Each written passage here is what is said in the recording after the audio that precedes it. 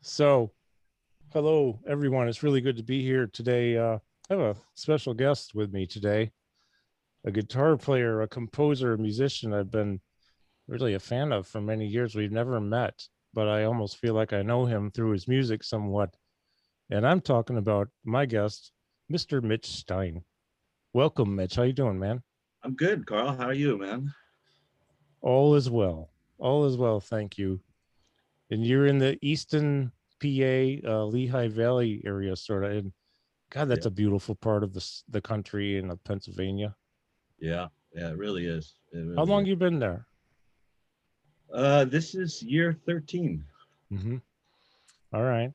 Yeah, I think so. When you moved there, it's probably about around the first time I ever went there.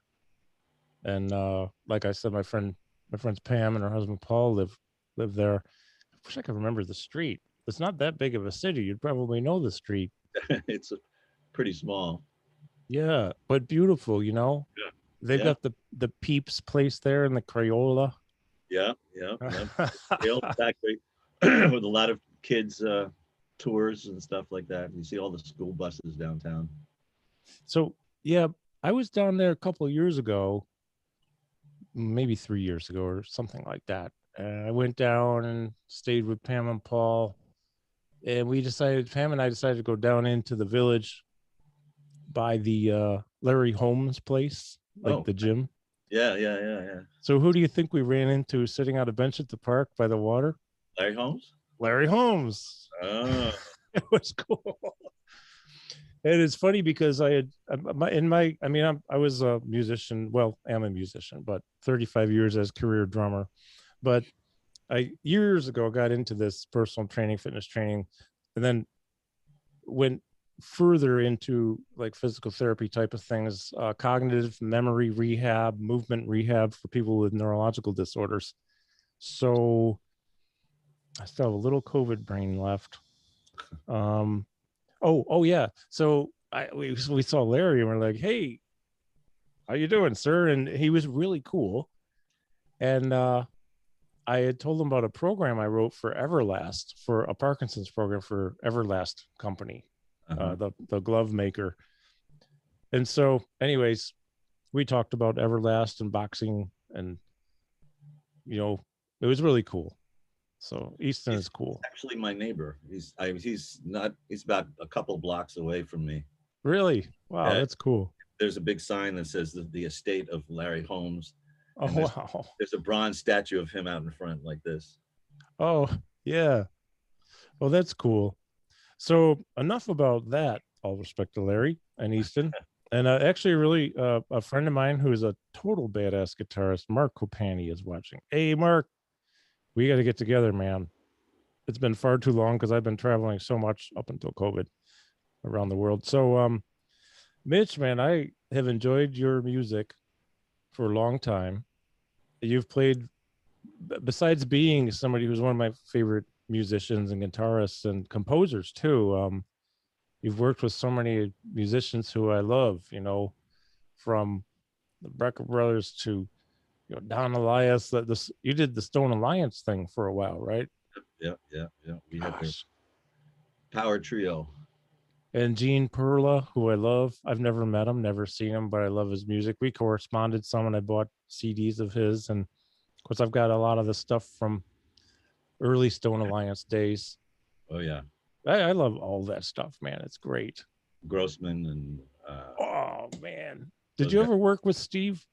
I never did. No, no. Is We got. is he still around? Is he still playing or anything? I'm not sure. I'm not sure. I don't know if he passed recently or not. I can't recall. I don't want to start a rumor or anything. No, no, yeah. I don't know either. He's kind of been under. Well, I haven't heard of him in a while. Yeah. Well, But I it's tell you, when we started getting together with Don and Gene.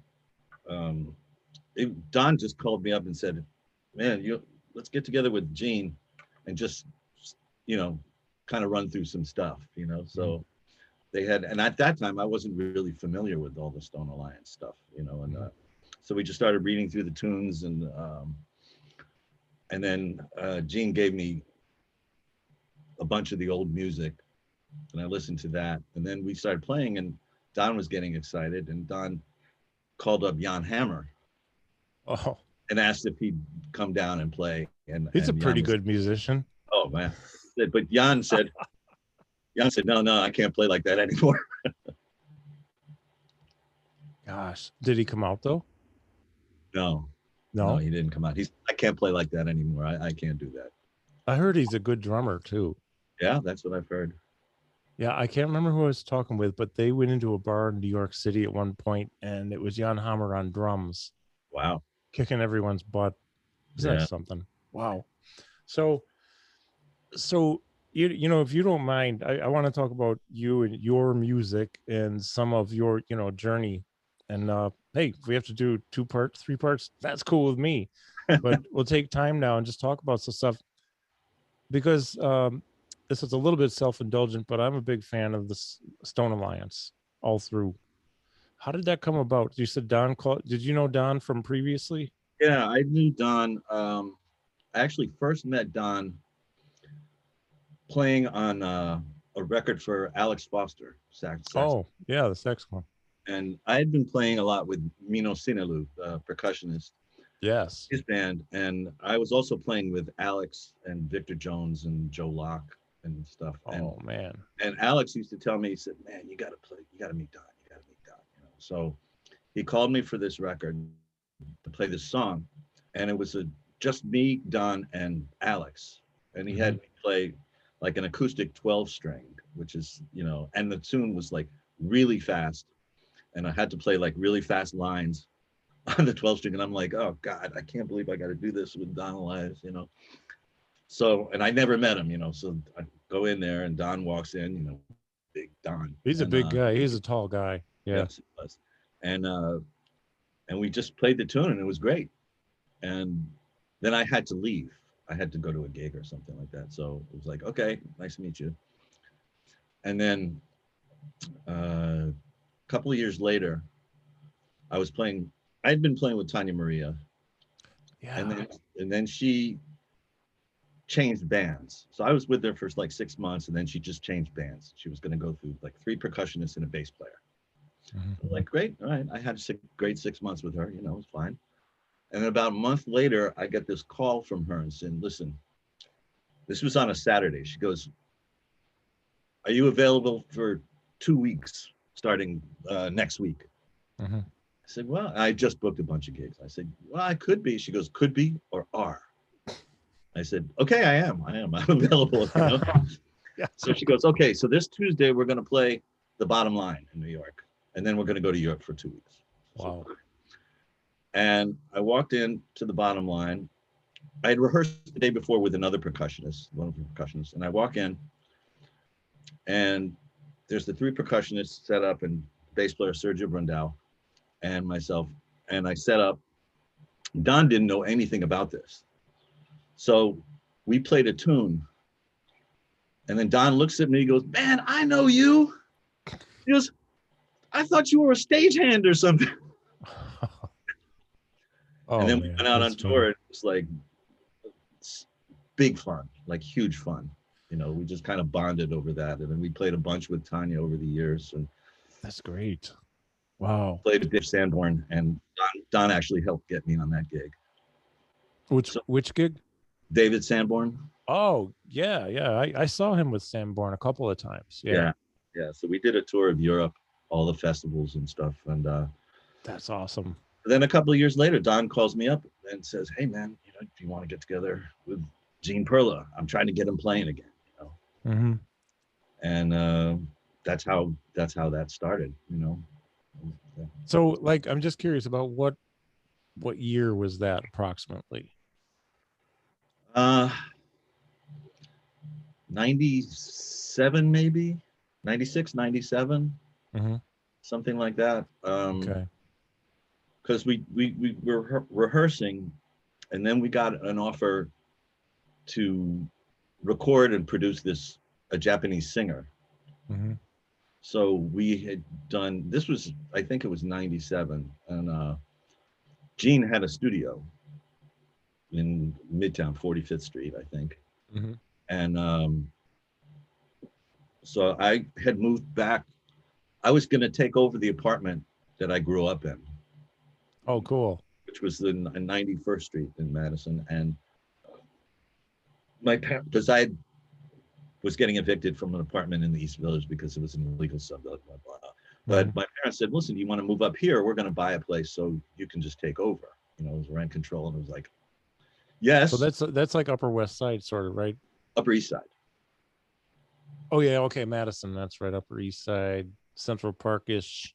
Yeah, it's a buck. Kind of about halfway in. Okay. Yeah. And it's, you know, big old apartment, you know, 1890 building and stuff like that. So, yeah.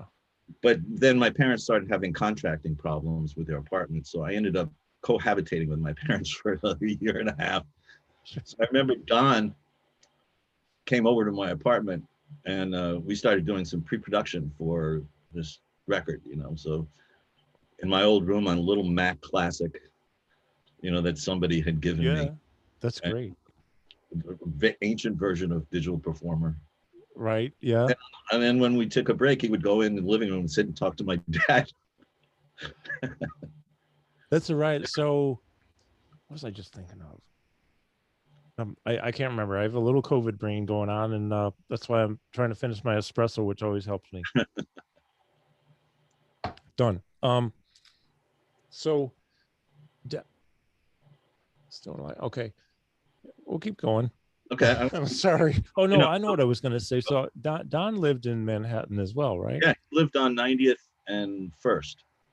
Okay. So and I know this is going to be going back a long time before that, but there's a friend of mine here about an hour away, Rick Montalbano, a piano player. Mm-hmm. You know Rick? I don't. He and Don actually played with Lou Rawls. So they were on the road in the, I don't know, maybe early 70s or something like that with Lou Rawls. That's how they met. And actually, Ricky Jr. is a total badass drummer. He's amazing. He's out in LA. He's married to Jane Monheit, vocalist. But anyways, I thought Don might have lived in Manhattan because I remember he was with Joni Mitchell for a couple of years. They were like in Item, right? And I won't say anything other than Rick has stories about them. But so first of all, everyone has stories about Don, and they're funny as hell. Oh yeah, I've heard things from Peter Erskine, George Whitty. I mean, a lot of people. Peter Erskine, yeah, especially Peter. Just so funny, but what a character, but what a talent. Oh, he was all about the music. Totally, all about the music. I mean, we would do sound checks with Tania, and he would be dripping, like his shirt would be sopping wet after sound check. Mm-hmm. And he'd be like, man, this is like the gig. This is like the gig, man. That's a riot. You know, I only met him one time, and I want to get back to your story of how he came over. But the one time I met him was at the casino here about an hour away. Well, we have several now, but the Turning Stone. It was at a Sanborn gig, probably early 2000s. I'm thinking Gene Lake was probably on drums and Patterson on bass. And Rick was there, Rick Montalbano. So after the show, I'm in the lobby with my wife, and we're just standing there. And then out comes Rick, and then Don, who's way up here because he's got to be 6'4". I'm 6'2", so it's a little unusual for me to look up to anybody physically. And he came out, big smile, leaned right. Hey, how you doing, man? Hey, what's up? We talked for a few minutes, and actually, I think my face and my abs were sore for a day or two from laughing so hard because he was such a character and so funny. Yep, that had to be a trip. So let's get back to you though. You're on 91st, Upper East Side. He comes over, and you're getting pre-production, stuff together. Japanese singer, and you know, doing like I said, with the ancient version of Digital Performer and my ancient Mac Classic, you know, that somebody had given me, and he's inputting congas on the keyboard and stuff like that. And then we ended up doing this record for the singer. Like, she had outlined a bunch of ideas that she had for these. It's all cover songs, and she had ideas about what she wanted to do with them. So we kind of took those and made them something, and Gene also did a couple. And then we just went into the studio for a couple of days and knocked it out. And that was the first recording. And then we did another, like it was a demo that was we were going to go into the studio and do like a thing. And Kenny Kirkland was going to play with us. And they'd sent him the demo and he was like, oh man, this is great. It's great. So, but that didn't happen because then Kenny passed. But yeah. And I had just met him before then. I was hanging out at the Blue Note at the bar, and I saw he was walking by, and he kind of stuck his head in. I said, "Man, come on!" It's the first time I'd met him. I never met him, and I told him who I was and the Stone Alliance, and he's like, "Oh man, this stuff is great, man. I'm really looking forward to it." And he'd just gotten off a Sting tour. Okay, yeah. He goes, "Man, you know how many days I've slept in my own bed in the past 15 months? 3. Yeah, because when Sting hits the road, man, you're on the freaking road for like over a year a lot of times. Yeah. Or at least that's the way it used to be back in the day. Yeah, back at pre-COVID. Yeah, way back. Yeah. Yeah. Wow. What a talent, man. We were, talking with Tane yesterday. Kenny left us way too soon, but he also left a huge mark, man. Oh, yeah. Yeah. Huge. No. What a great resource and the education he gave to people really just by being with them. And yeah, he was just unbelievable talent. And I'm sorry that I only got to meet him that one time. I never got to play with him, but he was, yeah, I saw him one time. I figured out yesterday with Tane, I figured out when it was the summer of '82. It was after Winton's first album came out. That like half of it's Ron Carter and Tony as a rhythm section, and maybe Herbie, and the other half is like Kenny, Jeff Watts, and I can't remember the bass player's name, but it was Kenny and Jeff Watts and that bass player and Winton and Bramford at Navy Pier in Chicago because I was living there at the time. Oh man, yeah.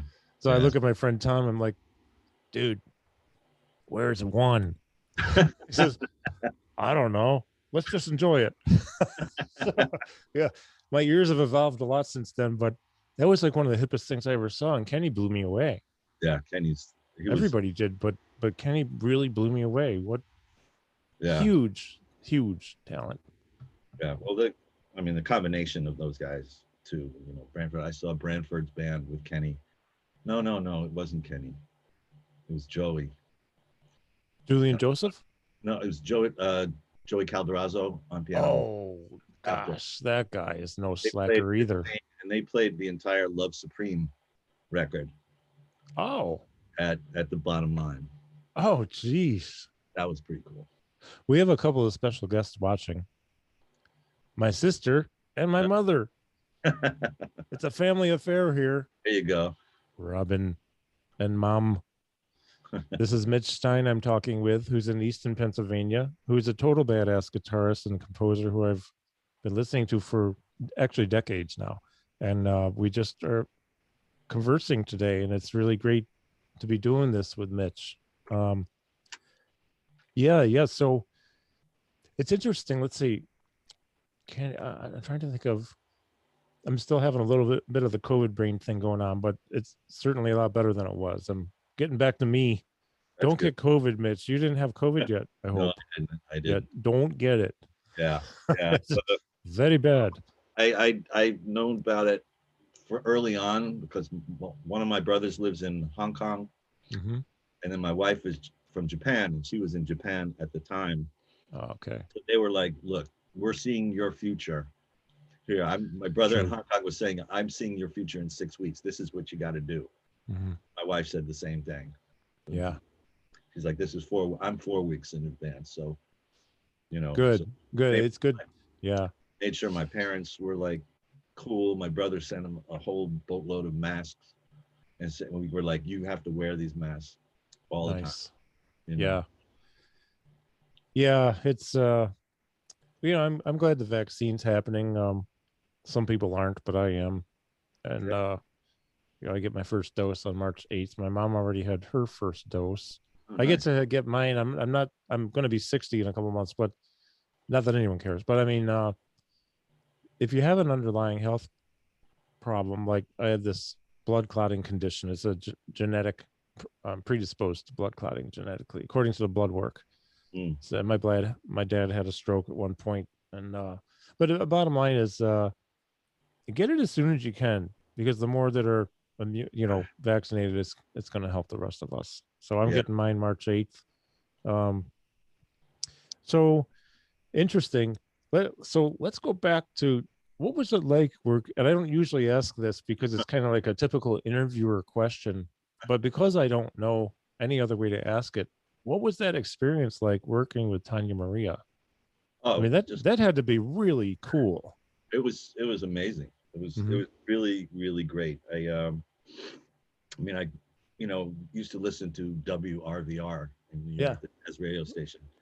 And I remember having this reaction, like I heard this music with this piano player singing over, playing lines and stuff like that. And I'm going, who the hell is this?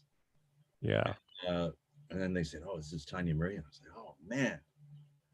So a friend of mine, a guy named Tom Swift, who's a great recording engineer, got the gig as her sound man. And he started putting the bug in her ear about me.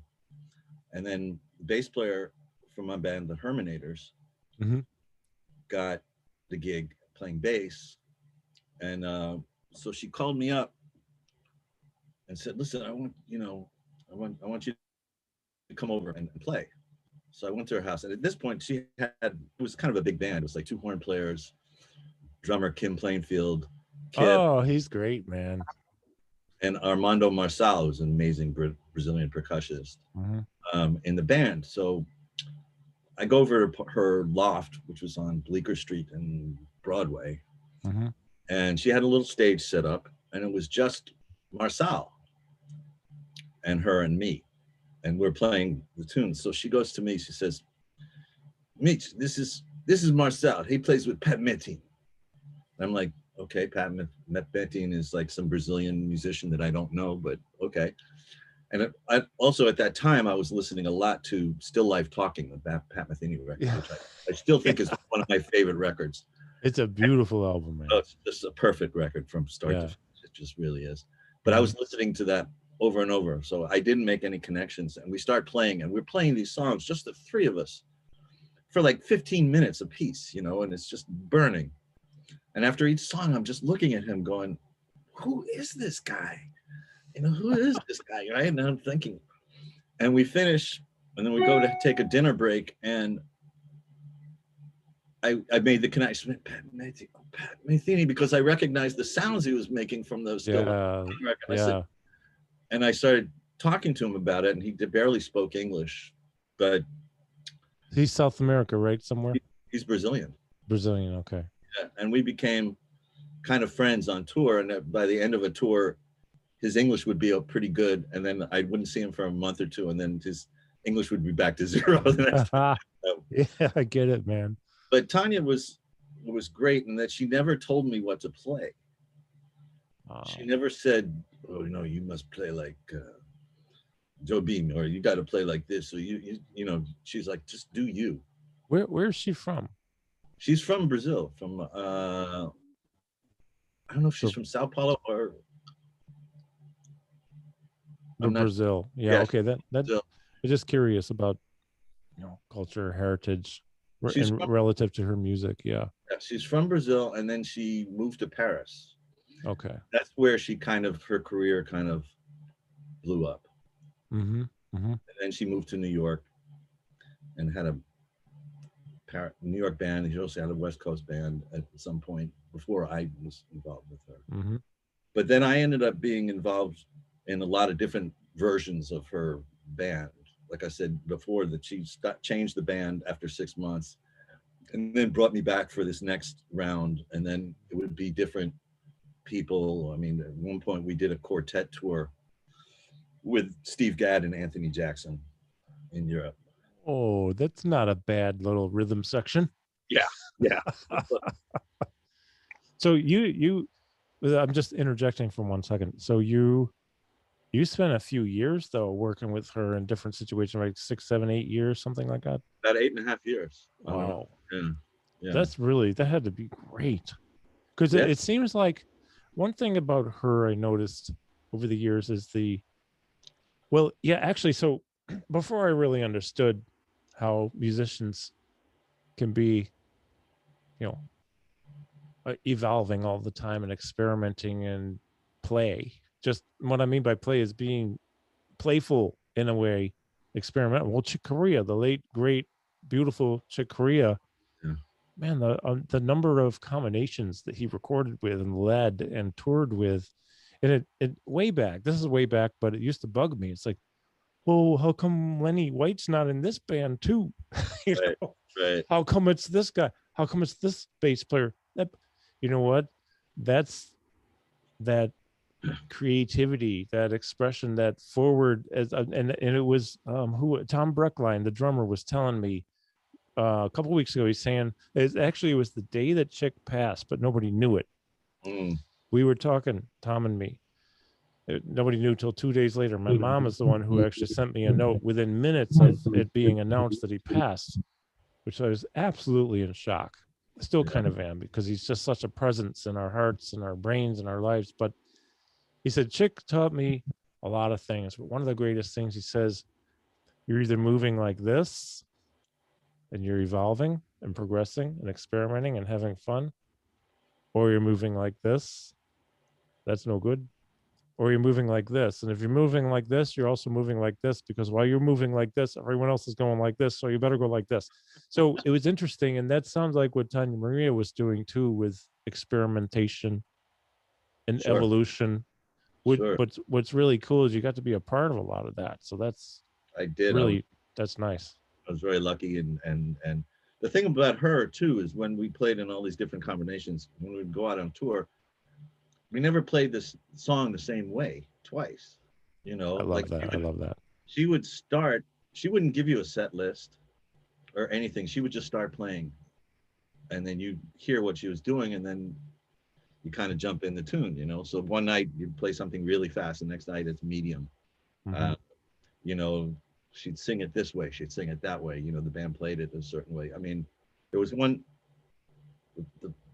playing with the Gadd and Anthony, right? We did the day before. Oh, at that time I was like rack boy with my gear. I had a lot of guitar players had their racks.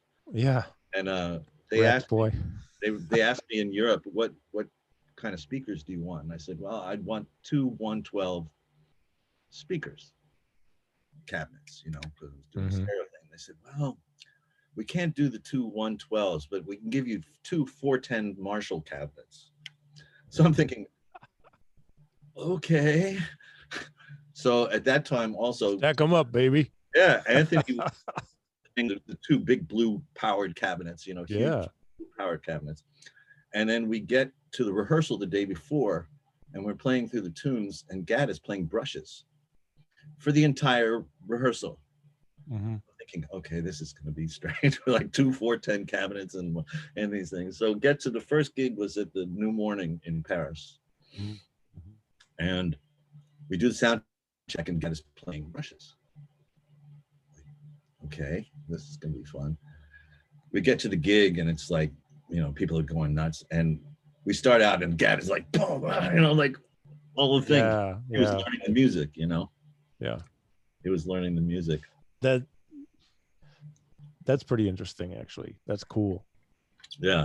I mean, so this is another what was it like question, which is not my typical question, but working with Gadd and Anthony Jackson, man, he's one of my favorites. Oh yeah. No, it was great. It was no egos. Gadd, Anthony was hilarious. I mean, he would tell stories from back in the day about Gadd, when Gadd didn't remember, because he was in that phase of his life. Yeah. And then Anthony would just be like, hilarious stories. And Gadd would just sit there and go like, yeah, well, whatever. Yeah. That's really funny. You know, I've seen Steve play, but I've never seen Anthony. Some of the stuff he did with that short-lived band, Steve Kahn, Oh, the Eyewitness. Eyewitness. Yeah. Holy crap! I mean, Steve Jordan plays some stuff that's killer, I know. and you know, it's not like a lot of like chops as much as it is space between these notes that are phrased in ways that are brilliant. Yeah. And of course, Anthony, same thing. And then Weckl did a thing too, which is really nice with that group. God, I was thinking about. I don't mean to get off track. I will now and then, but Steve Kahn, I haven't heard anything about him in a while. Is he still out there and doing stuff or not? You know? I don't know. I don't know him Yeah, really. yeah. But The Anthony Jackson, though, man, that's a guy. That's an institution right there, isn't it? that's a whole lot of bass right there. That's a whole Man, lot of bass.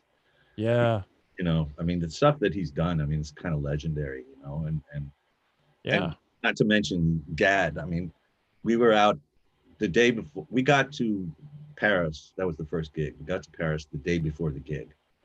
And kind of the thing that I was telling Anthony was, you know, the best thing to do is get there, crash for like 2 hours, and then just try to turn over and get your thing together. He's like, okay, give me a call. So I ended up sleeping a little bit longer, and then I called him, and he's like, hello. I said, oh, he told me to call you. And he goes, oh, yeah, thanks, but I'm staying in, you know. So I went downstairs to the cafe, and I was hungry, and the restaurant wasn't going to open for a while. So I went down, I had a coffee. I'm sitting there reading a book or something, back when people read books. And and I see Gadd walking through the lobby, you know. And he comes over to me and goes, hey, man, you hungry? I said, yeah. And he goes, you like mussels? I said, yeah. He goes, come on, I know a place. So we went to have mussels, and I had just seen the Brecker Brothers play with Dennis, you know, and Mike Stern. Oh, yeah. Okay, I saw that band too. Yeah. Yeah. So I was telling Steve I had just seen that band at the bottom line. He goes, how did people react to Dennis? And I said, well, you know, I mean, people there want to see Dennis do Dennis. Mm-hmm. Dennis does Dennis, and they freak out. I said, but why am I telling you? That's your whole life. And he just went, yeah. Oh, that's hilarious, man. I saw that band, and in fact, that's the first time I saw Dennis. It was in summer of '93 at the Jazz Fest here in Syracuse, New York. Frank Malfitano, Frank. mi hermano de otra madre, Frank, my brother from another mother. I love that guy. He lives just a few miles from me. Okay. He organizes that festival every year. He brought in the Brecker Brothers, and I got to catch about 2/3 of their show, and I had to split for a gig a couple hours away. So I was disappointed to have to leave, but great to see them. Yeah. Because, you know, I'm such a fan of the Brecker Brothers, each of them individually and together as a unit. And I had this weird position where I couldn't see the drummer in the first couple songs. And then I heard a couple of those fills. Like, that's got to be Dennis. So I walk around, I make my way through the crowd, and I'm like, there he is. Yeah. And so I was one of those people reacting too. It's funny. I was talking with him last week, one of those last Thursday, and we were kind of reminiscing about his time with them and the experience of working with, you know, the Brecker Brothers, that particular band, you know, with Stern and George Whitty, and I forget who played bass on that one. James Genius. Oh yeah, that's right. Yeah, James Genius. Did you ever work with James? I know James for a long time. I mean, we were both, I think, when he came to town, and you know, so we played a little bit, and I haven't played with him recently, but I saw him in Japan about 2 years ago. But I haven't played with him, but we're still friends. You know, I've never met him. I just saw him with Herbie one time a few years ago. What a talent, man. He's done so much too, right? He's done everything cross genres too. And he's, you know, electric and equally upright, talented. Yeah. He has a voice. Well, you know, I wanted to just share with people one of your things you've done that I love is this 5. Ah, yes. Yeah, I love that. There's a tune on there I was listening to this morning and then a few days ago too again for the umpteenth time. It's the second tune. I think it might be in 5, then it goes to 4 and back to 5, but it's just such a hip. Well, the whole album is really beautiful. So well, the compositions, the performing, the production, the mix, everything's great. But I love the way things just kind of seamlessly go together in what you do with switching from one meter to another meter, and it just naturally just flows. And yet it's hip as hell at the same time. That's a great album, man. Oh, thank you. Thank you very much. I kind of put a lot into that, you know, it was a lot of thought. I hadn't really been writing that much for a while. And then I was playing with Bill Evans. And the drummer in the band was Josh Dion. Okay. An incredible drummer and a great singer. And he has his own project, which is like Paris Monster, which is just a duo with him and a bass player. But he plays drums and keys at the same time and sings. So one of those guys. Yeah, he's one of those guys. Okay. And but I just asked him if he had any drum, because I kind of like write from the drums. Mm-hmm. You know, I'm inspired by different beats and drums, and that's how I sort of create things. And I asked him if he had any just grooves, any ideas that he was just messing around with that he could send me. And he recorded on his iPhone a couple of things, and I put them in, and I started writing, and that's how I started writing for the record. That's cool. Yeah. That's great. And I had this idea of what I kind of wanted it to have, some loopy kind of electronic kind of stuff, but still based in, you know, what I do. You know, so it's sort of rock. It's sort of, you know, there's improvisation. It's a mix of a lot of things. You know, I love that, because you do mix a lot of things on this. It's one of the things I really like about it too. I don't mean to cut you off on that too. If there's more you want to say, because I'm all ears, I want to hear about it. But there's other things I want to ask you too. But the floor is yours, my friend. No, it's more of just like what the idea of genres to me. I don't like them. You know, and yeah. I was watching this thing. I was watching a bunch of Jacob Collier videos, right? That guy, holy cow, man. I was listening to a lot of his stuff for a while. And what's up with that guy? He's amazing. Just the creativity. You can just see it just comes out. It's like he's really attached to the creative side, and it's just spontaneous creative thing just comes out, and it's really inspiring. I mean, it's like some of the genius piano players, you know, like Chick or Herbie or Keith Jarrett or some of these guys that it's just the brain is tuned into the creative, and they can just. Well, so I'm a little embarrassed to admit this, but I will. So I saw some Collier stuff years ago online, and it really impressed me. And I'm thinking, gosh, I don't know if my ears are trained in well enough to know if this guy's really talented or not. But it sounds like he might be. And it's kind of weird that after all this time of being a drummer and playing with some, fortunately, really wonderful, talented players like Marco Pania, Stu Heinrich was watching. Stu, you still here? Stu is a badass guitar player, lives just on the other side of town here. And I still owe you, by the way. I didn't forget. Okay, so just getting together and hanging out. Is Peter Erskine then, who I've known for, well, it's funny. I just happen to know. I remember numbers well. 49 years ago this year is when we met. And so we communicate a lot. Girl, you got to check out this guy, Jacob Collier. I think I heard of him. And this is years ago. And I go on, I'm like, okay, I was right. The guy's talented. I mean, but there's something really special about that guy. I stopped playing 7.5 years ago or so. Well, publicly anyways. Did a few other things afterwards, private, just to pay the electric bill and stuff. But but I wanted to get away from things so that I could come back to things fresh. And now's the time. I don't know what's going to happen musically for me in the near future, but something probably will at some point. But just even being able to listen and appreciate differently old stuff I've listened to 1,000 times. Right. But and new stuff like Jacob Collier, I mean, that kid, he blows me away. Well, he's absorbed so much stuff from so many different genres.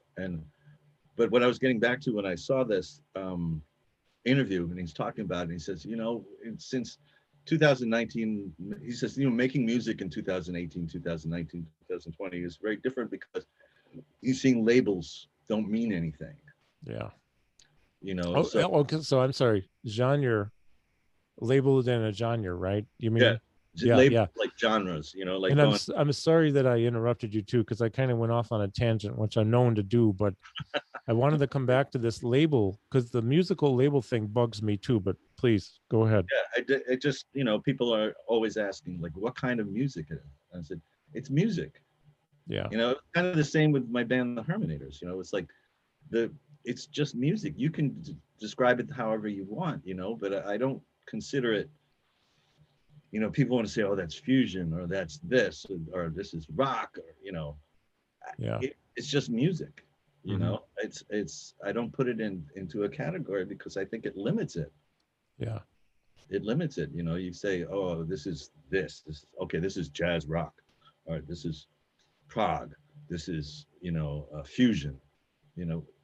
Whatever, man. It's music. I take my influences go all the way back to all sorts of different stuff, and I try to take what I can. Yeah, I'm with you 100% on that.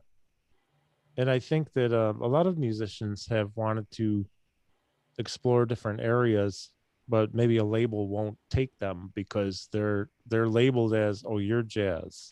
Yeah. Oh, or you're rock, or you're this, or you're that. No. You can't do you can't merge them together and do one.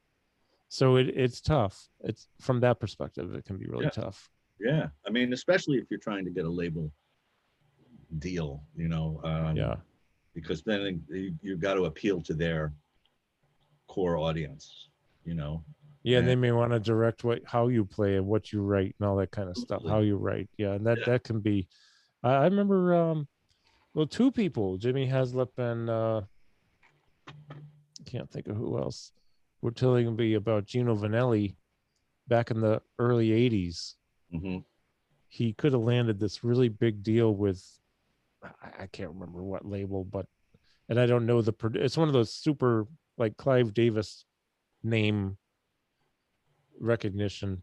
And I'm not saying that it's Clive, I'm not saying that, but it was somebody who wanted to sign him, but then he was all ready to do it. And they said, but here's how you have to write and sing. It's like, no, I'm out, man. Forget about it. That's not me. I'd make millions of dollars. Yeah, sure. But I'm going to be miserable. And then, so the creative pathway would have been altered a lot. Yeah. Well, I was offered, my band, the Hermanators, and Tania Maria's manager asked me if I would do, because they were starting a label. Mm-hmm. But could you do some smooth jazz on it? Something like that. I was like, no. It would be great to have a record out there, but that's not what we do. It's not me. Mm-hmm. We tried to get a deal a couple of times through this Japanese connection I had. Kept going on and on and on and on and on, and finally nothing happened. So we said, screw it, we'll put it out ourselves. Yeah, I've never been in a situation where I've had to worry about the direction someone's going to take me, but I've talked to enough people who've been in that situation, and it can be very frustrating. Yeah. And actually, for some people, they've been kind of like blackballed in that area too. It's like, okay, if you're not going to do this, then you're going to be destroyed in the industry. It's going to take a lot for you to get your name back and all that. And that's really bad politics right there. Yeah. Yeah. You know, that actually happened to Gino. It took him a while to really come around again. But so you know, the other thing I was curious, well, there are a lot of things I'm curious about. One of the things I have that you're on is it's called Dragonfly, Bill Evans. Yes. What's it Yeah. like working with him, man? I heard recently that he's a prankster too, and he loves to play jokes on people. Yeah. he's, he's kind of out of his mind. That's great. I love to hear that. Yeah. No. He's hilarious. He's great. He just moved to Nashville. Oh, okay. He just moved to Nashville. Yeah, it was a blast. I mean, he was, you know, always do some great tours. We did some wild tours, man. We did all over, and then did the record Dragonfly, and then the next one is called Rise Above, where he collaborated with a lot of different singers. Mm-hmm. And yeah, he he was trying to sort of get into the jam band scene a little bit, and also continuing to work in Europe and overseas and stuff. I mean, we did some crazy tours of Russia, Mm-hmm. like all over. That's cool. Yeah, it was wild. It was wild. I've always wanted to go there, especially St. Petersburg. I hear that St. Petersburg is a beautiful city with beautiful architecture. It is. Yeah. And it's cool. I mean, we did 2 long tours of Russia, and both kind of sponsored by the State Department. Mm-hmm. And we did a lot of these smaller cities, you know, so you never don't really know about them, but we did them. And we played, you know, place would be packed. And I remember standing outside, and this one woman, older woman, came up to me, and she started speaking Russian. And I said, nothing. And then her son or grandson was on side, spoke English. She goes, no, she says, she said to you, now she can die having seen this concert. So I said, please don't die. Yeah, really. And then the son said, what are you doing here? Mm-hmm. I said, we're here for this, you know, this is why we're here, you know. Well, I've known it. I'm really sorry, Brandy's getting restless. Yeah, honey, we'll just you'll be okay. You lay down right here, sweetie. Okay. Yep. Right down there. So I know a lot of people who've performed in Russia, and that like, well, Europe, Russia, it seems like, and I've never performed out of the United States except for Toronto once, but it seems like the audiences are highly appreciative of the music. There's a kind of a different vibe going on in that category, from what I understand. Absolutely. And I mean, actually, having been to London and going to Ronnie Scott's and a couple other small places, and one place in Paris, which I can't remember the name of it. I mean, the enthusiasm for the creative music was high level, and it's really cool. yeah, it's a different thing. It's a different thing. But also, I mean, I was playing with Steve Kimmock. Yes, you've done a lot with him. Yeah, I was with him for almost 5 years, and that was an interesting thing because that was mostly touring the States. Okay. I hadn't really done that, you know. Most of my touring, aside from Jack McDuff, was in Europe or in Asia or, you know, overseas. So here we were playing tons and tons and tons of gigs across country to sold out houses with like an ultra enthusiastic fans. What is going on? You know, this is a different scene. You know? Yeah. I come back to the park, you know, and I go, I used to play basketball. I had a weekly basketball game, and it was mostly musicians. So I'd go down, and they say, man, where you been? I said, oh man, Road Dog. I said, who are you playing with? I said, Steve Kimmock. They're like, who? I said, man, you don't know. You don't know. Yeah, right.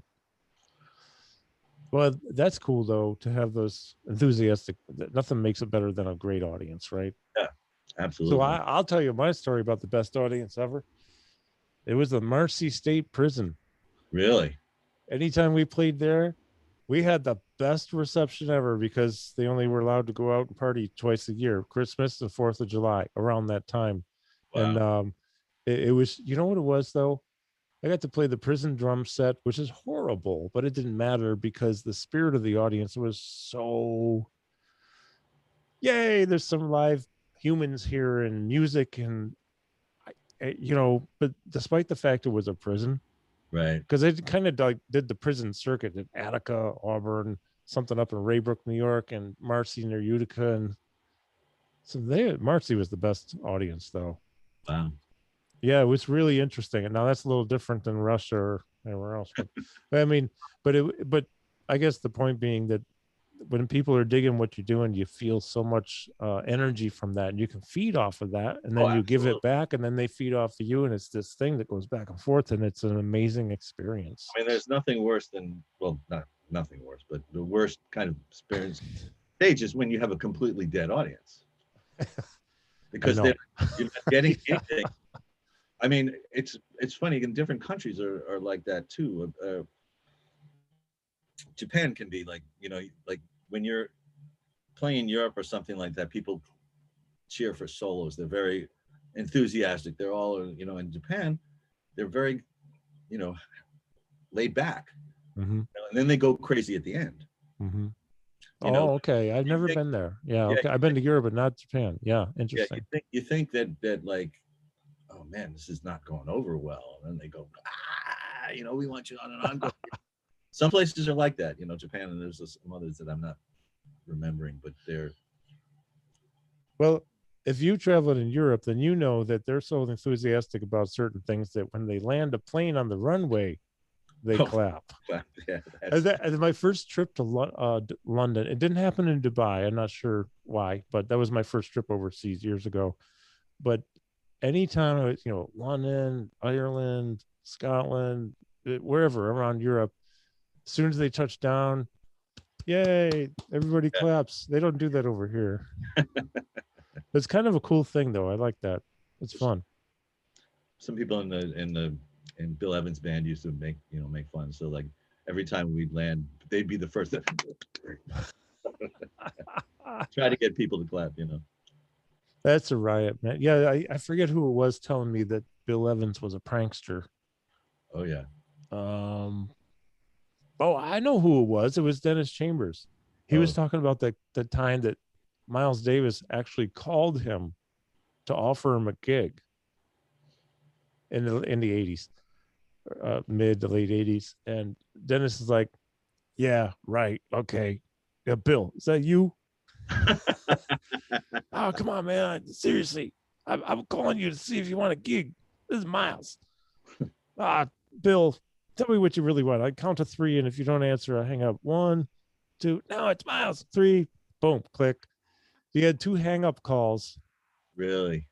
Yeah, it was actually Miles, because when he called back the phone number, Miles' manager answered. And then when Miles gets on the phone, he's like, okay, how do you feel? Stupid? I thought it was Bill Evans doing a prank on me because he's famous for that, and it's like midnight besides that, right? Right. Oh yeah, that would be Bill. Funny, man. That's cool. I've only seen him one time. No, twice. I saw him with Miles in '82 with Al Foster and Mino, right? Who you've worked with and recorded with. Yeah. Marcus and Mike Stern and Bill. And then I saw him with John McLaughlin, Danny Gottlieb, and that tour in '86, and that was pretty cool. Yeah. That's great. Bill's a badass and is hilarious as hell. He loves to have fun. That's great, man. So I'm curious, and usually you never know what I'm going to do, but I'm curious, like early on for you, who were your main influences musically, or what bands, and what were the Beatles or Hendrix or Joe Pass? Or I've been curious. Or was guitar your first instrument? That's another one too.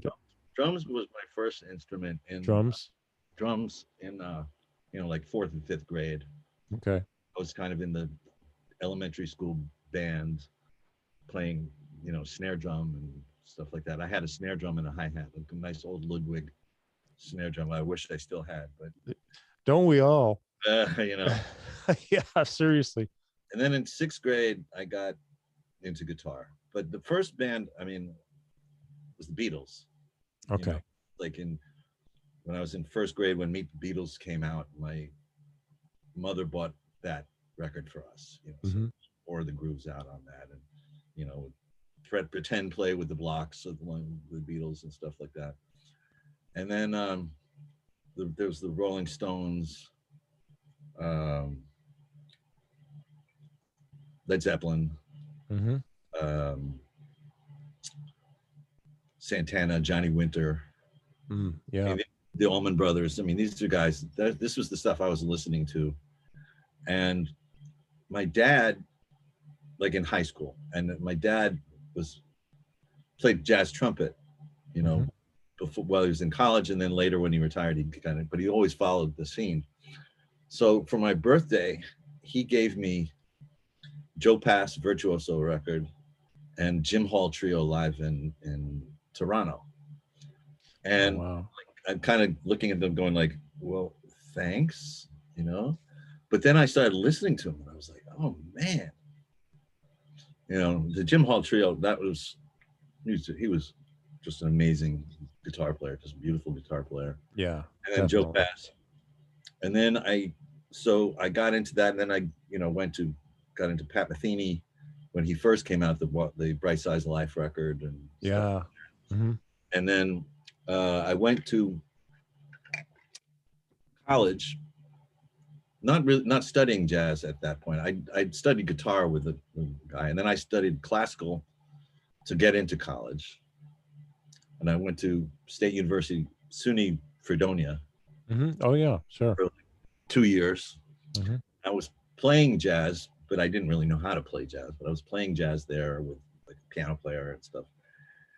And after 2 years, I decided I wanted to move back to New York. So I came back to New York, and I wanted to get into jazz. So a friend of mine, great saxophone player named Ned Otter, who kind of schooled me on jazz. You know, I'd go to his apartment, he just put on records and go like, man, motherfucker, who is this? You know, beginning, I didn't know. I couldn't tell the difference between an alto and a tenor, you know, anything. And he was like, listen to the phrasing, listen to this, and this is who this is, you know? Yeah. And then I got hooked up with a great guitar teacher, Rich Boukas, who introduced me to like Wes and stuff like that. And that was like a, yeah, know, I bet so. Yeah.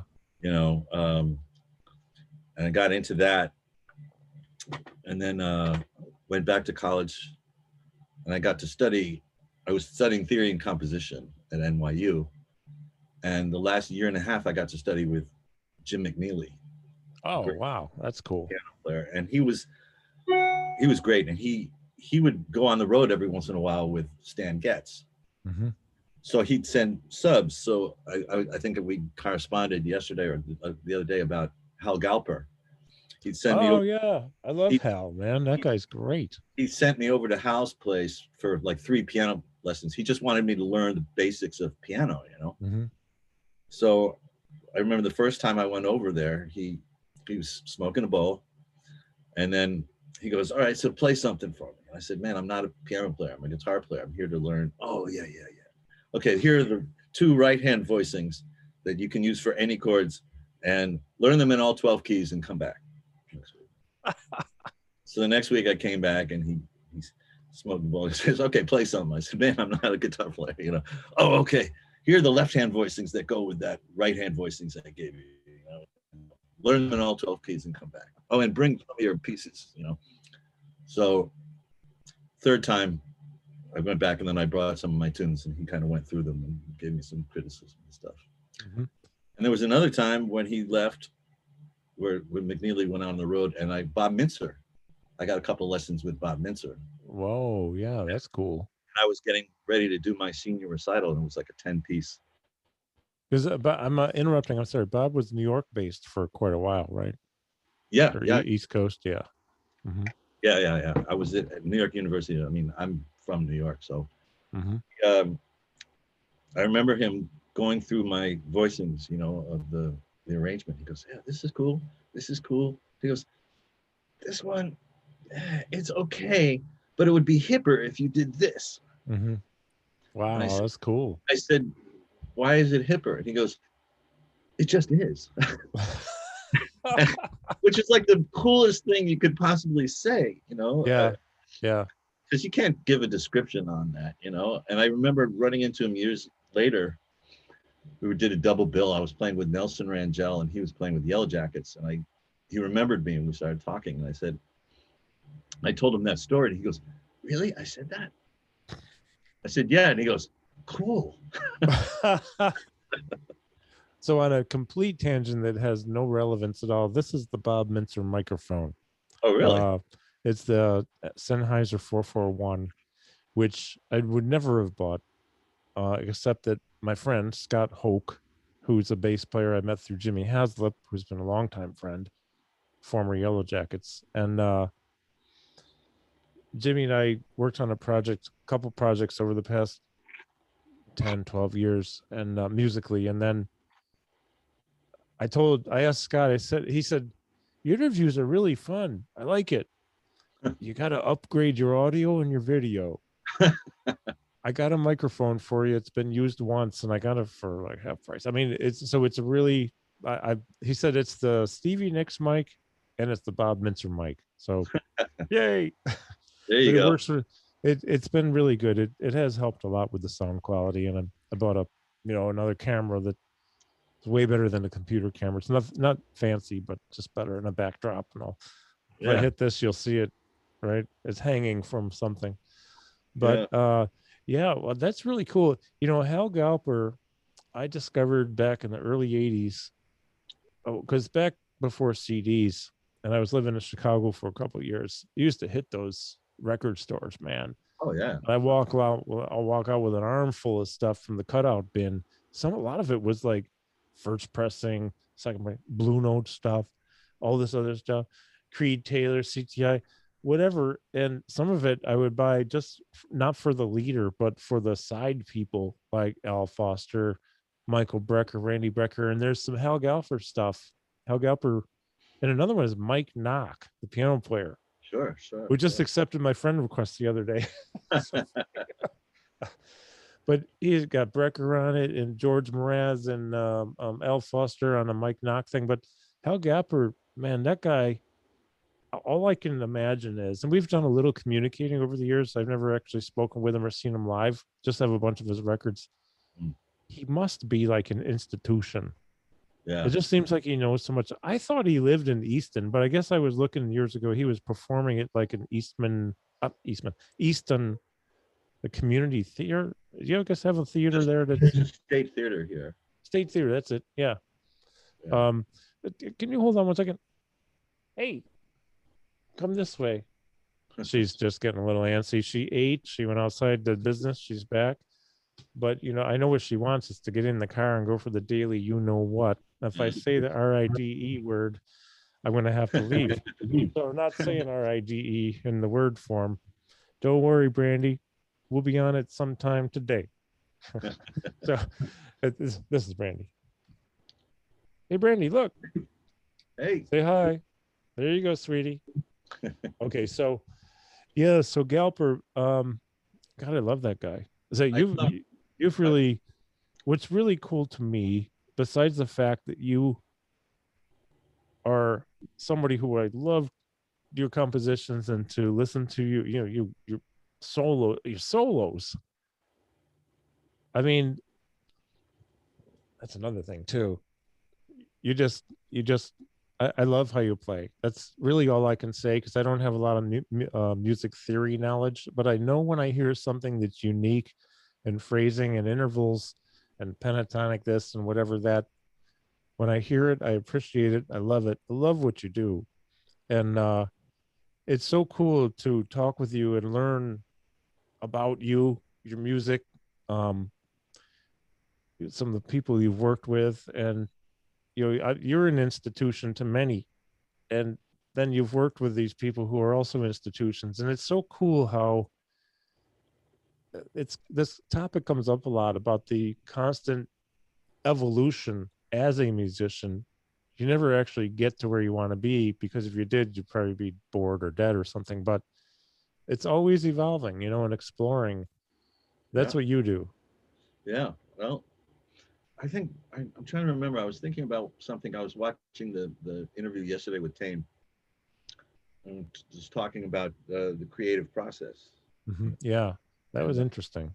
yeah, and it rang true. It rang true. It's like you got to keep moving forward. What was it like Woody Allen says in Annie Hall? He goes, except he was talking about relationships. He says relationships are like a shark. We got to keep moving all the time, otherwise it dies. What we have here is a dead shark. I I think forgot about that. music is like that. It's like it's got to keep evolving in music. You can't just Yeah, and I think that's one of the things that brings us through this pathway of the issue that's caused with trying to label people, because I guess it's there are a lot of people within a certain genre, if you will, who have explored and done so much with that particular thing, but a lot of people like yourself, you know so many people, we're taking from different genres, and we're exploring within many of them in the same song or the head or whatever, and then the experience and the journey through the composition. And it's really kind of like you have musical influence, you can have genre influences. And I've always been, well, I can't say always, but I'd say at least the past 30 years or so, at least, this whole thing about labeling kind of bugs me. Is it, where you're going to put, for example, where you're going to put an Allen Holdsworth CD in a record store, right? Is it jazz? Is it rock? Is it prog? yeah. Well, Well, I don't know. he did a record of all standards. Where he played like. Yeah, he did actually. So do you put that in the jazz part just because he's playing standards, or Yeah, it it's that's right. It's got that guy Kirk Covington on yes, drums. I yes, forget who else is on it, but I know Captain Kirk is on it. Yeah. yeah, yeah. But um, I think this is the part of the Tane interview that I was thinking about is that, and you were talking about it, is that you come up, you try to sound like somebody, Mm-hmm. you're emulating this guy, you're emulating that guy, and then really what you have to do is find your voice, the combination of all the different influences. I mean, that's why I was playing straight ahead for a while. I played Duff, and I was playing gigs in New York and blah, blah, blah.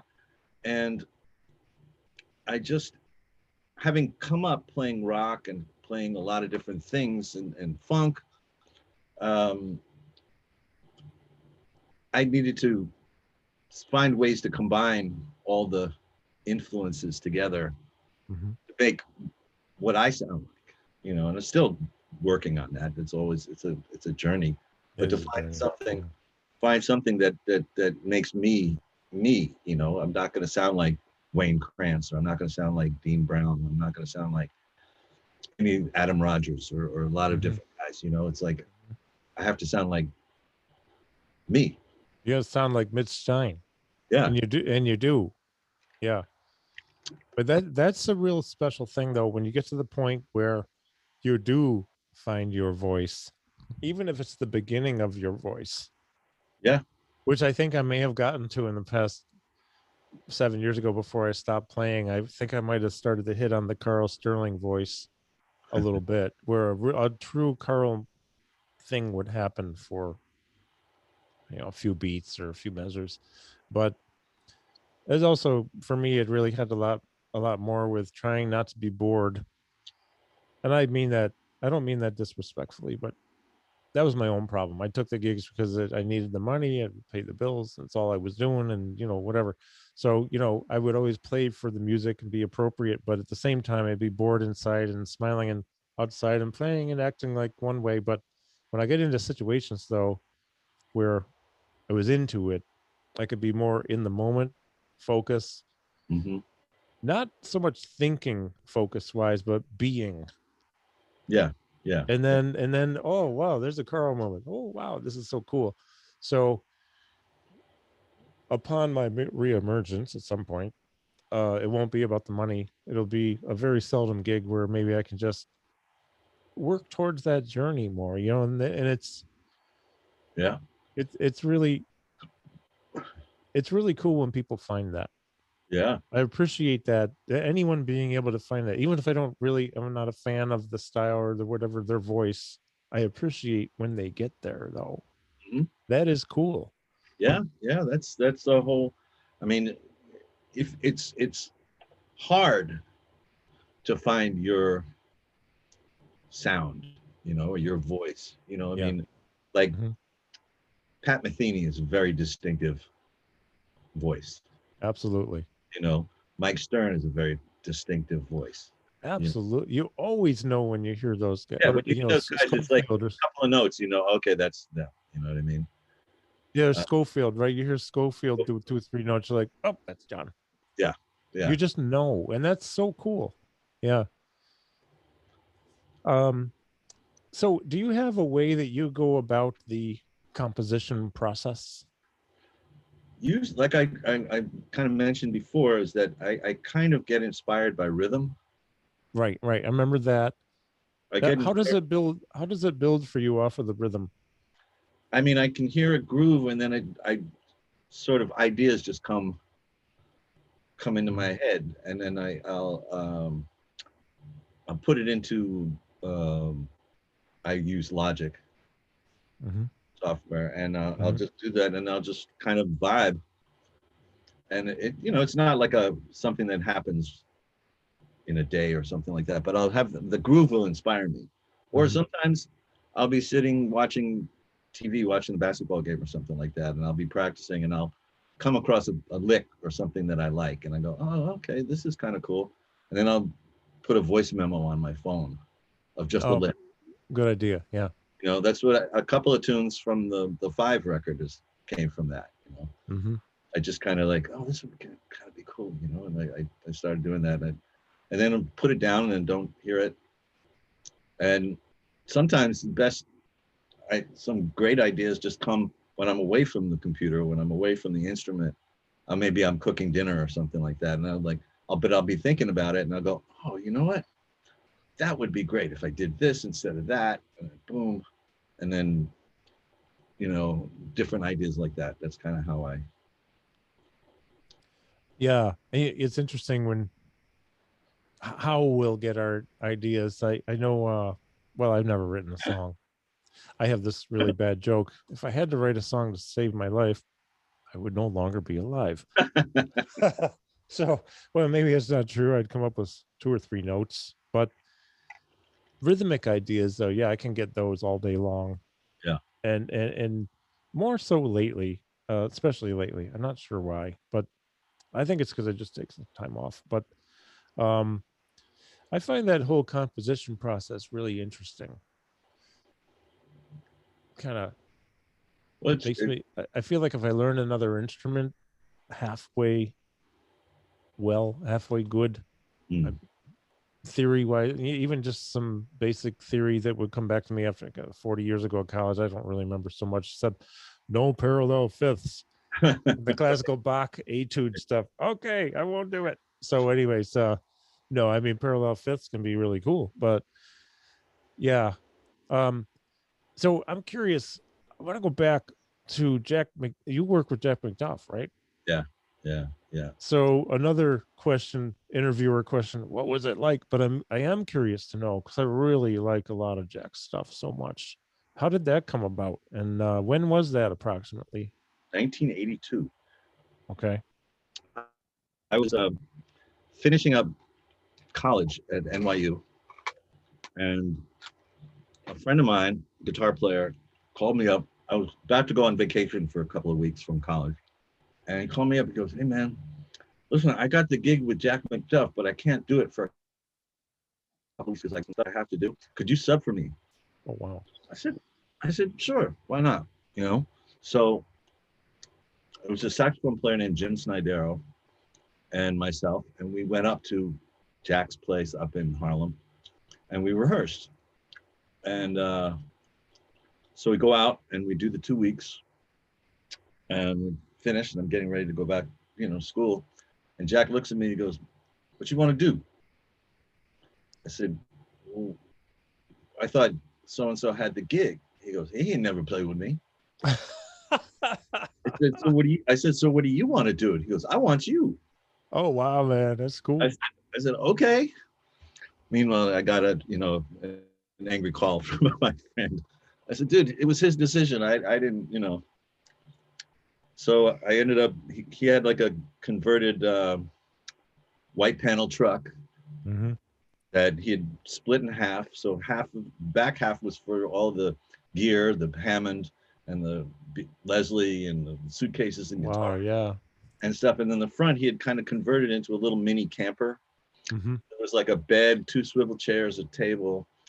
He had a stove and a porta potty, and he had Oh an ice my box. gosh, that's so funny. He had an ice box that you needed. It wasn't electric, and you needed ice in there to actually keep anything cold. Mm-hmm. And we That's went a riot. all. Well, I mean, the dues. You were the road warriors, huh? We were the road. I mean, we did a tour. Met up at his place in Harlem in like 10 o'clock at night, and then we were going to go. And the first gig was in Omaha, Nebraska. Mm-hmm. Oh wow, that's a haul, huh?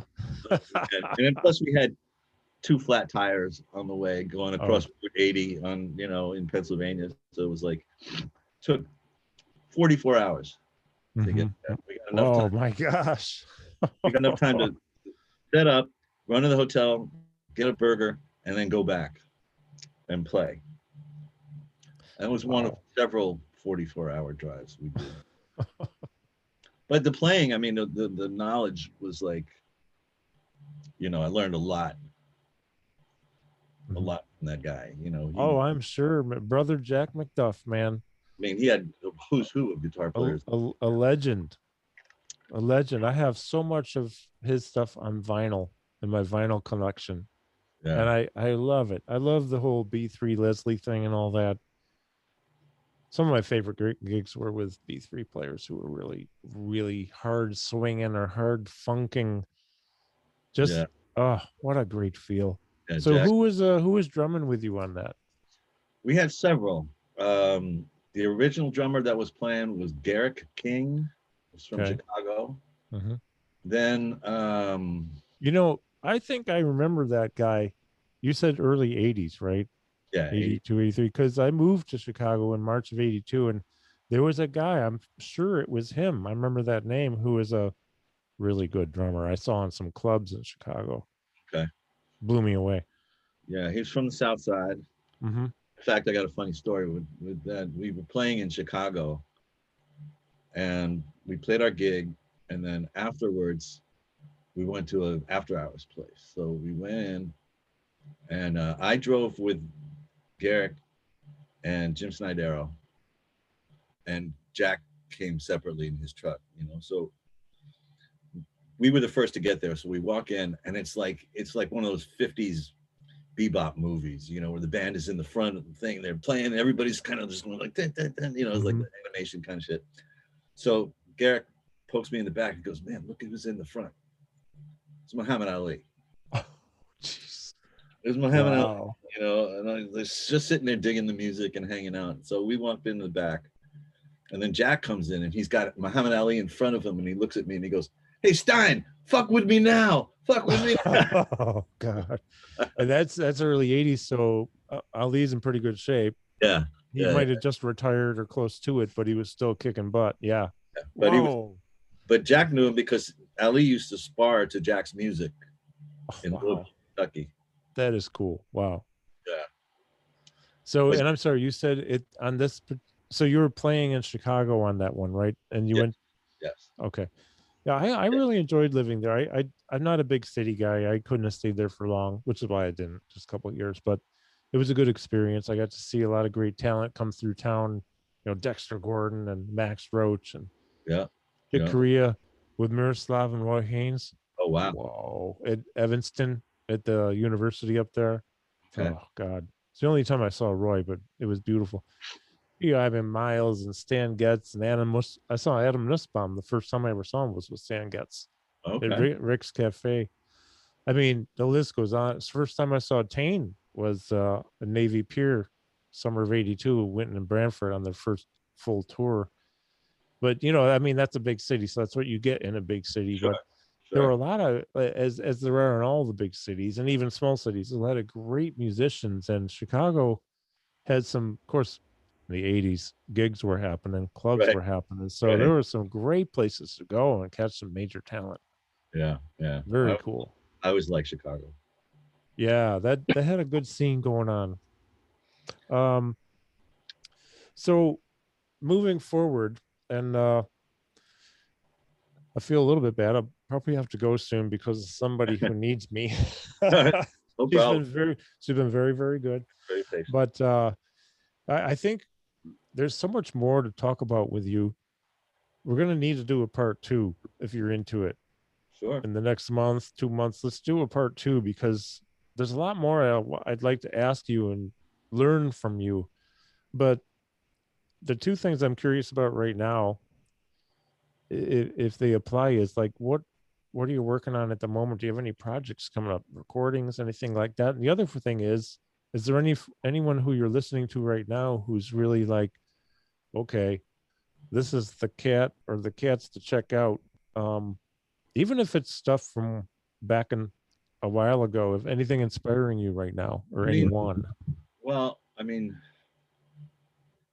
I get inspired. I mean, the stuff that I'm listening to lately, I mean, I was listening to a lot of Jacob Collier's records because I hadn't, he has three, you know, Jesse Volume 1, Volume 2, Volume 3.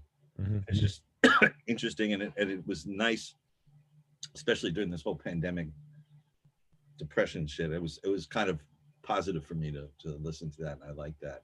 Mm-hmm. And then I also, the Chick Corea trilogy with Oh, Christian McBride was, that was, I was just listening to some of that a couple days ago. Yeah. yeah, great stuff. Great Mm-hmm. stuff. And then I've been listening to a lot of, there's a guy named Steven Wilson.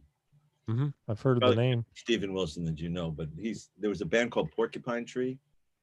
Okay. Must be, maybe it's a different Steven Wilson. Yeah, yeah. He was the lead singer of Porcupine Tree, and then he started his own band. And my friend and former band leader, Adam Holzman, has been playing. Yeah. Yeah. Okay. So I got turned on to that through that. And I've been listening to his stuff. I really like it. And then AC/DC, they put out a new record. I've listened to that. They did, really? It's great. It's really I got good. it. You've done a lot with Adam Holzman too. Yeah, I did 4 or 5 records with him and toured Europe. I think I might have seen, maybe even last night, I was just, doing one of those mindless scrolls through stuff, and somehow Facebook took me to a page that I didn't know existed, and I saw a picture of I'm sure it was Chick Corea with Adam Holzman. Yeah. Yeah. I think it was Adam and it was the guys from the Steven Wilson band. There were 4 people in the photo, I think. One's the guy with blonde hair. Yeah. Yeah, that's the bass player. Oh, wow. Yeah, that's a good photo. That wasn't too long ago, I don't think. Just based on Chick, how he looked, because in the early 2000s he was a lot heavier, longer hair, and then he went on like a macrobiotic diet or something and shed a lot of weight, looked great. Yeah. Interesting. Wow. And how about projects, things that you're working on? Anything you're working on? Well, projects, there's a drummer, Carl Latham. Don't know the name. Yeah, he's a drummer. I've known him for a long time. Great drummer. He had a project called Living Standards. Okay. And he did a record. First record was the great guitar player Vic Juris. Oh yeah. And Mark Egan. They did a trio. So it's kind of a jazzy thing, but nice. Of songs from 60s, 70s, that kind of stuff, and then maybe something else. So he wanted to do he wants to do another one. So, but it's going to be slightly different. It's not going to be straight into the jazz world. And so I've kind of done some pre-pros of some ideas that I've been sending him, like, hey, man, what if we take it here? And then I think we're doing a stream next Friday. And then at some point we're going to do a record. That's great. I'll have to check out the stream. Would that be on your page? Yeah, probably. Or if Yeah. you know, let me know, because I can watch and share. Yeah, I'd put it on my page and then people can check it out. Good. That'd be good. Yeah, this has been fun, man. It's funny. I had been traveling so much internationally and around the States a lot for a few years, and I don't really enjoy the travel process. I do enjoy meeting the people and seeing cultures and different that's what makes everything special. Anyways, it's always about the people. Yeah. You can see the ruins of Rome, or you can see the pyramids north of Mexico City, which I haven't seen, but I'm just saying you could see all these different things, but without people, it doesn't really mean anything. And I do miss that. I don't miss airports at all. I don't like them.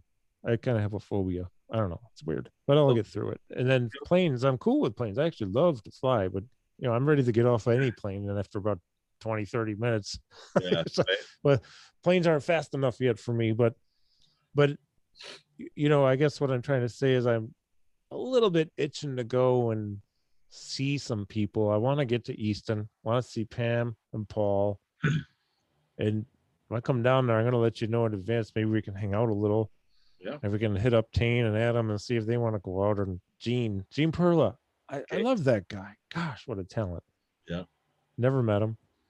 I just for the sake of hanging out a little for an hour, Porter's is a good place. I like Porter's. Yeah. Yeah. Good place to go.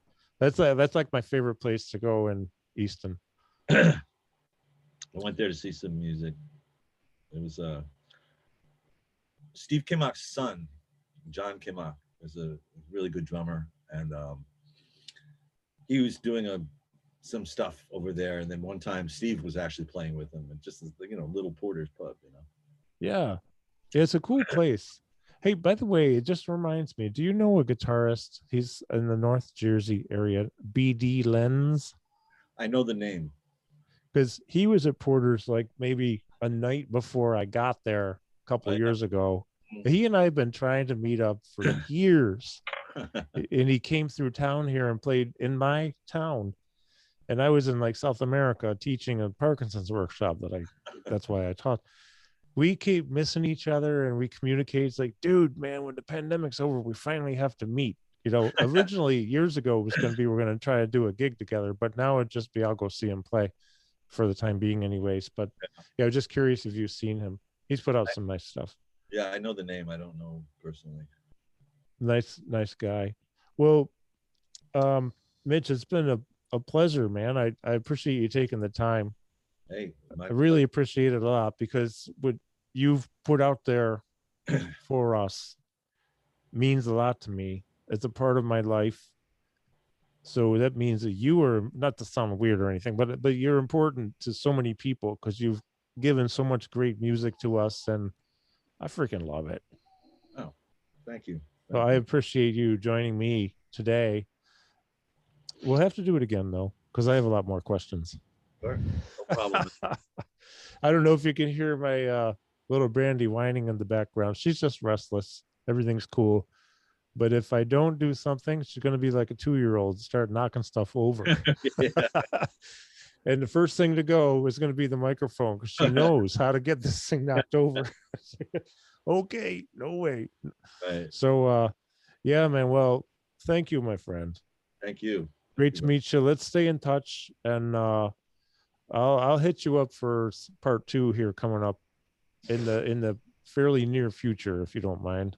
No problem, man. Few weeks or so we'll do part 2, and once this is up on YouTube and put into the players playlist, I'll send you that link probably later tonight. Okay, great. All right. So I also want to thank Mom and Robin and Jane and Stuart and Mark and Julia, and I can't scroll up any higher, in German, for watching. I appreciate everybody joining us. And thank you again, Mitch. Thanks, I will be in touch, my friend. Okay. Keep up the great work and the great music. Thanks, man. You got it. All right, buddy. Take care now. All right. Bye-bye. Bye-bye.